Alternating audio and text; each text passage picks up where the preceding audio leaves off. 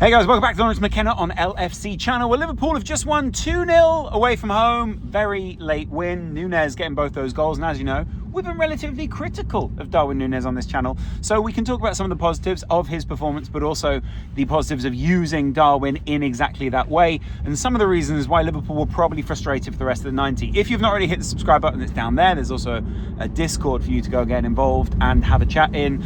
But I actually think Brentford played this one pretty well. Apart from all the time wasting, which was very frustrating. Yes, I was at the game. No, I'm not in an Uber. Thank you for the lift. Anytime. Thank you. It was a great finish, but to be frank, I think Liverpool were getting frustrated for quite a long time because, well, Brentford were actually playing Liverpool the way that you meant to play them. Slow the game down. When they do get into tackles, make sure that you go down and stay down. Make sure that you act as the injured party for a majority of the 90 and plug up that midfield. You could see they were cutting off Liverpool's passing lanes, and those kind of things really frustrate the Liverpool players. There were points where the group of us were all observing that Virgil van Dijk was getting very frustrated with a couple of players out on the field, but I think there was more that Brentford were playing into the weaknesses that Liverpool have when they play a Tsimikas at left back, or the issues of isolating someone like Gakpo, or if you've got Mo Salah and then you just put a player directly on him, what happens for the rest of the Liverpool team? And the isolation of some of those players up front is very frustrating to watch, especially when you're live at the game, when it doesn't feel like the flow is really there for the team. You can see them getting frustrated. There was the temptation to fall into the same traps that we have in previous games, where the draws have happened, where the losses have happened. But I think Liverpool did well today to actually keep pushing on, to adjust things again through a slot system change in the second half. Even just minor adjustments work. But in the end, the subs were charged with pushing the ball through Brentford, and essentially what Slot did was say, get the ball wide, put Nunez in the middle, cut the ball back to him, and that movement of someone who is a natural striker, someone who is meant to be finding space in the box, will ultimately win us the game. And he was right. But you know what? A couple of minutes later, because it was only, and this is another frustrating aspect, 4 minutes of added on time after so much time wasting from the goalkeeper, after numerous subs from both Liverpool and Brentford. 4 minutes of added on time really didn't feel like that much, especially considering that the goalkeeper took about 3 years to take a goal kick. Anyway, that's almost beyond the point now. Nunez's movement was what won Liverpool this game. Before that, they were looking very frustrated on corners. We weren't even getting past the first man. Multiple times their goalkeeper claimed the ball. You know that if you put a ball into the box against Brentford, it's going to be headed away, because guess what? They have great central defenders, as do most other Premier League teams, but you get my point. And they were extremely compact in those areas, often just snubbed Liverpool's chances out. It was frustrating to watch. But Liverpool had that repeatable system, and they clearly knew that when Nunez came on, this was the plan. It was a little bit frustrating sometimes, because it was almost as if he was the only player that didn't know that was the plan until a certain point. And then Chiesa came on, and you sort of saw Liverpool's plays in an almost NFL style change into, right, this is where the ball's going to go, and then it's going to come back into the box and hit Nunez. Chiesa was clearly tasked with that.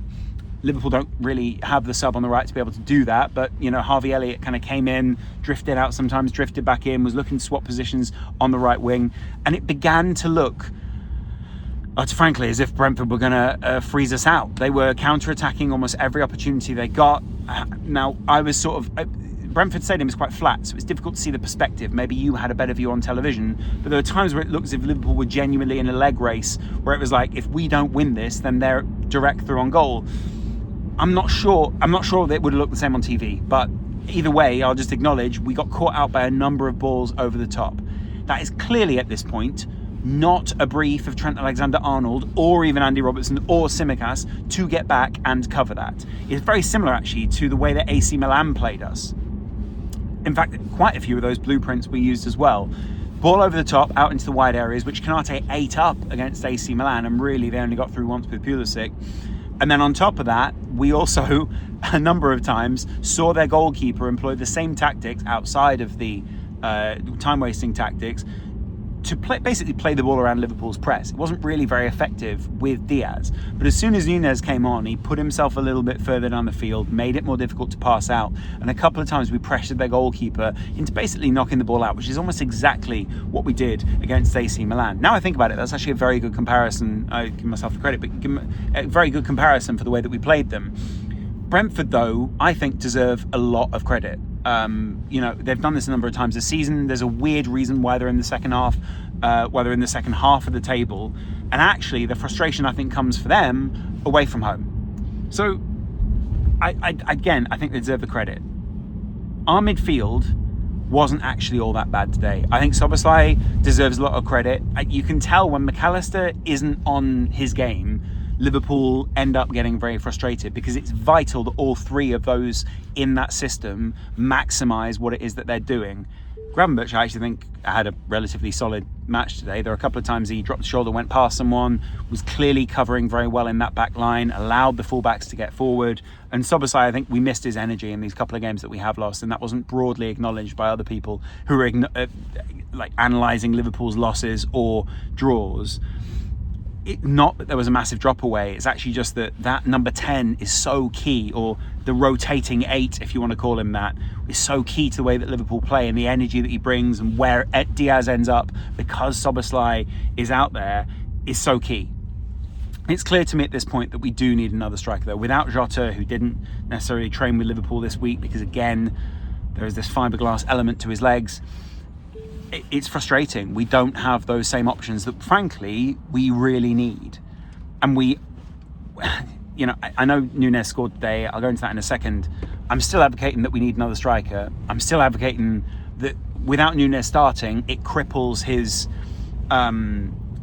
confidence. And after that, you just end up with a player who basically needs it force-fed to him, rather than creating his own chances, rather than having someone who seems a little more get up and go.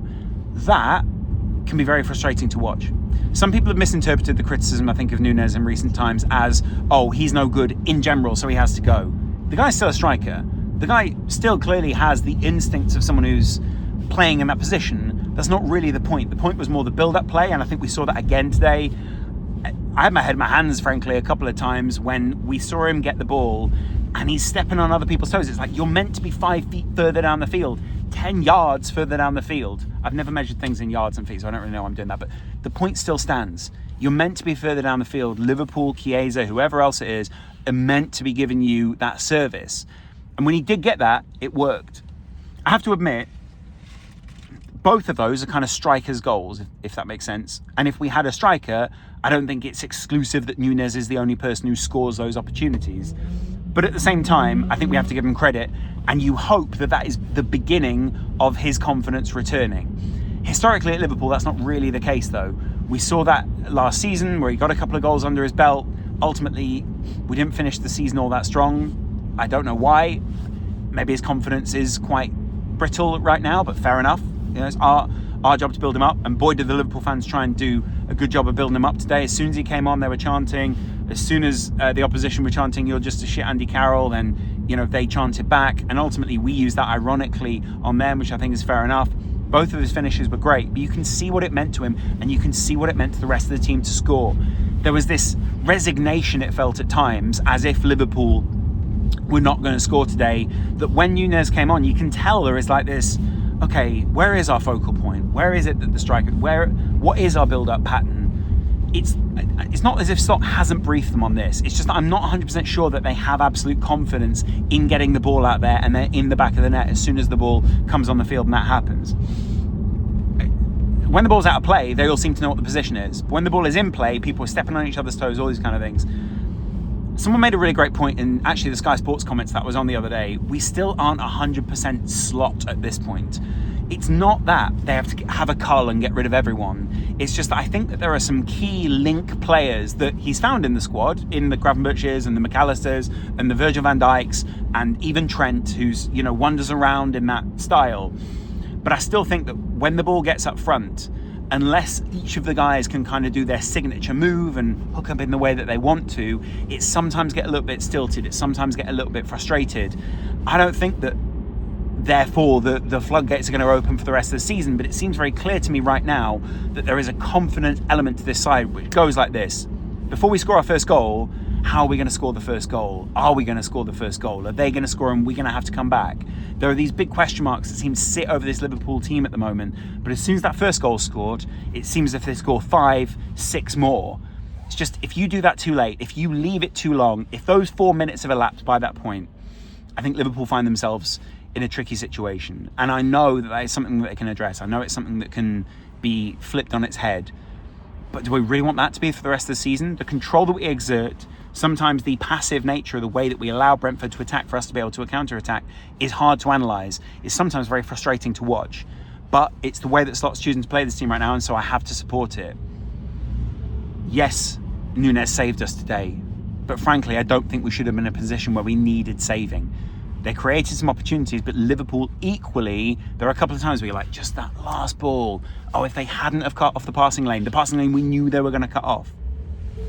So it's getting a bit meta now at this point in the season. Teams have analysed us, teams know how to play us, where to play us. And credit Slot, again, changes have made a big difference. Similar to the game against Nottingham Forest, similar to a couple of other games this season, Slot's changes have made all the difference, which is what ultimately gives me confidence in him.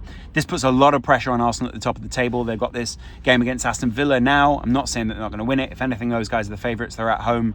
But they are doing some rotating, and Villa are a very good side. We need to be capitalising on weekends like this when we know we can put pressure on other people. Before we play, when we play before Man City and when we play before Arsenal, frankly, when we play before Forest, even though I'm not necessarily putting them in a title race. I look forward to your views in the comments below. Let me know what you guys think, and I will chat to you in the Discord or down there in the comments. Much love. See you in the next video. Bye.